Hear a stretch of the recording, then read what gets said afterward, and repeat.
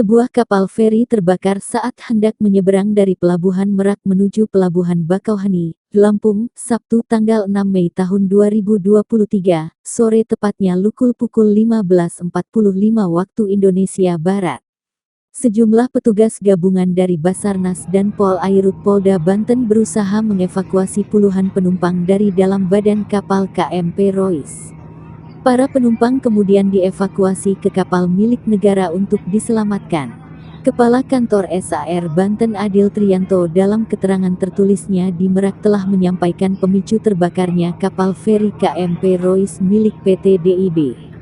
Kapal feri terbakar saat berlayar dari Pelabuhan Merak Banten menuju Pelabuhan Bakauheni Lampung Persinya, Sabtu pukul 15.08 waktu Indonesia Barat. Sebagaimana dikutip dari laman Antara disebutkan, lokasi kapal feri terbakar setelah melintasi Pulau Tempurung melalui VTS Merak.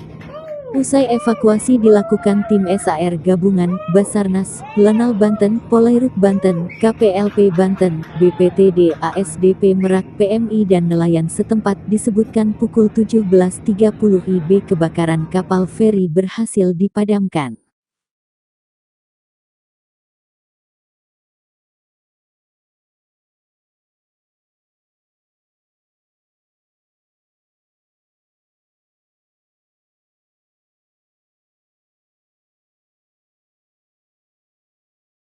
Udah nggak bisa napas tuh, aduh, udah sesak napas ini.